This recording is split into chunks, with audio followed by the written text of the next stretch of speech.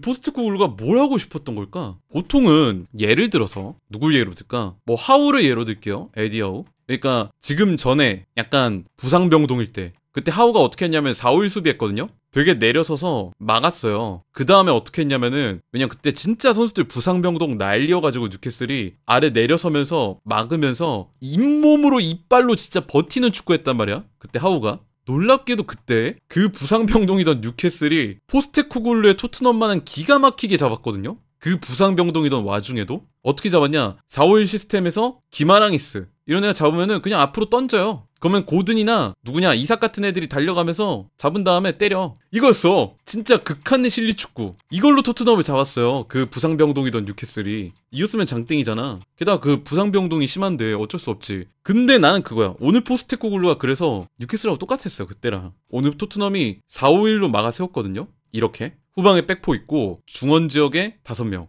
맨 앞에 스트라이커 1명. 이런 식으로 4-5-1로 막아 세웠어요. 그럼 아까 얘기한 뉴캐슬하고 똑같잖아요. 우리가 1대0으로 어쨌든 합산 스코어에서 이기고 있으니까 리오풀 공격 막아 세우고 역습으로 나가서 확실한 기회가 있을 때 득점하자 이거잖아. 실제로 이 시스템, 이 막아 세우는 4-5-1로 어쨌든 수비는 전반전까지는 됐습니다. 어느 정도는. 예를 들어 어떻게 했냐면은 살라가 잡는다? 이러면은 살라가 이렇게 잡을 때 손흥민, 스펜스 이 두 명이 무조건 나가서 2대1 협력 수비를 했어요. 이게 4-5-1, 5-4-1 이런 시스템의 장점 중 하나죠. 사이드에 있는 선수가 2명이 나가서 협력 수비를 할 수 있다는 거. 물론 살라가 단순하게 뭐 드리블 돌파 이것만 하는 측면 자원이 아니라 플레이메이킹도 할 수 있는 지금 축구 도사라서 이렇게 손흥민 스펜스가 나왔을 때 다른 선수한테 돌려놓는 이런 플레이를 하긴 했지만은 그래도 이렇게 협력 수비로 막았기 때문에 그나마 살라가 조금은 막혔던 그런 느낌이 있거든요. 근데 토트넘의 문제가 어디서 나왔냐면은 이 4-5-1 수비로 막은 다음에 역습에서 나왔습니다. 이 수비 포메이션을 하는 이유, 우리가 상대를 틀어막는 이유, 기회가 났을 때 위로 올라가서 확실하게 역습을 하겠다잖아.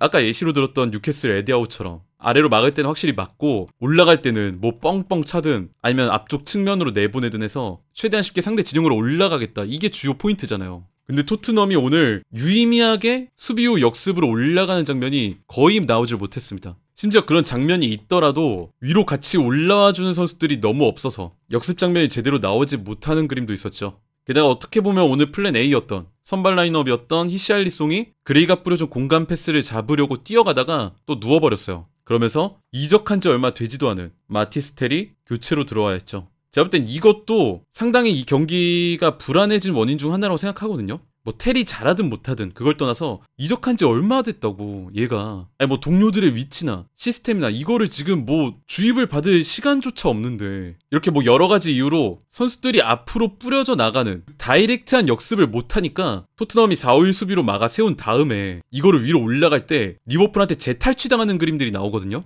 근데 거기서 이날 경기의 균형이 무너졌습니다. 이게 어떻게 무너졌는지 보세요. 전반전 상황인데 토트넘이 수비를 하면서 이걸 성공을 시키고 역습으로 위로 올라가려고 쇼패스를 해요. 그러면서 양쪽 윙들 올라가고 중앙에서 볼이 돌면서 위를 향하는데 근데 이게 중간에 끊겨요. 그래서 높은 위치에서 리버풀이 다시 공격 기회를 얻어요. 근데 아까 얘기했던 이 살라, 아까 살라를 손흥민, 스펜스가 2대1로 협력 수비를 한다고 했잖아요. 근데 이 역습 상황에서 손흥민이 위로 올라갔어요. 당연하죠. 역습을 해야 되니까. 그러니까 아까 살라가 볼을 잡았을 때는 2대1로 그나마 묶여있어서 움직임이 그나마 제한적이었는데 이제는 2대1로 같이 막아주던 다른 선수들은 없어. 그러니까 본인이 직접 박스 안으로 들어갑니다. 드리블을 치면서. 그러면서 정말 축구 도사 같은 아웃프런트 패스. 이거를 중앙으로 붙여주는데 이 아웃프런트 패스가 가운데 누네스를 지나 반대쪽 윙어 학포한테 닿으면서 그대로 이날 경기 리버풀의 선제골이 터졌죠. 이 골 장면에선 살라의 이 말도 안 되는 패스 실력 이게 제일 인상 깊긴 했는데 이 골이 왜 나왔냐를 살펴보자면은 결국엔 토트넘이 수비 이후 역습 이거를 세밀하게 가져가지 못해서 리버풀한테 재탈취당했다.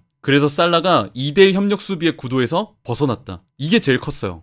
그래서 뭐 포스테코글루가 그 이후에 뭐 여러 가지 전술 변화를 하긴 했죠. 뭐 윙자리에 스펜스를 넣기도 하고 클로셉스키를 뭐 가운데로 놓기도 하고 뭐 그레이를 반대쪽으로 돌리기도 하고 근데 이것들은 제가 볼 땐 다 부수적인 부분들이고 그러니까 제가 개인적으로 느끼기에는 이 경기에서의 포스테코글루 축구는 뭘 하려는지 모르겠다는 느낌이 너무 강하게 들어요. 예를 들어 상대랑 통제권 싸움을 했느냐? 아니면 선수비 후역습 전술을 했느냐? 점유율에 집착하는 축구를 했느냐? 아니면 이걸 신경 쓰지 않고 다이렉트하게 연결하는 축구를 했느냐? 이 반대되는 개념들 안에서 그 어느 것도 충족하지 못했거든요. 물론 선수들 개개인의 퀄리티 차이 이런 것도 무시를 못하죠. 지금의 모하메드 살라 누가 막습니까? 지금 이 시점에 리그 21골. 본인이 드리블 치면서 치고 들어올 수도 있고 아까 보였던 아웃프런트 패스처럼 축구 도사 마냥 동료한테 플레이메이킹도 해줄 수 있고 심지어 득점력까지 되는데 학포 왼쪽에서 또 위협적이죠. 소보슬라이 온갖 공간 뛰어다니고요. 크라웬베르 정말 안정적으로 6번 미드필더 플레이를 해주죠. 심지어 이날은 브래들리도 움직임이 좋았습니다. 측면에만 있는 게 아니라 공격 상황 때는 거의 세컨톱 자리까지 올라가서 우리 팀의 공격 가담에도 기여했어요. 그런데 이런 선수들의 차이를 감안하더라도 제가 개인적으로 느끼기에는 포스테코글루의 이날 전술 컬러가 이도저도 아니었다라는 느낌이 너무 강하게 듭니다.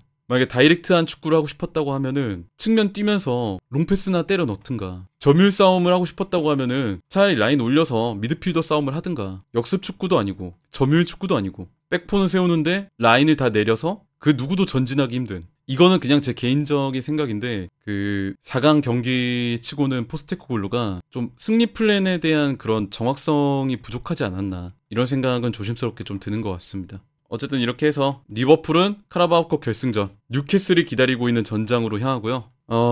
토트넘은 이렇게 카라바오컵에서 탈락을 하게 됐습니다. 토트넘 입장에서도 노릴 수 있는 컵 대회들이 있고 또 토트넘이 그것들을 어떻게 또 차지할 수 있을지 남은 시즌도 지켜봐야 된다고 생각해요.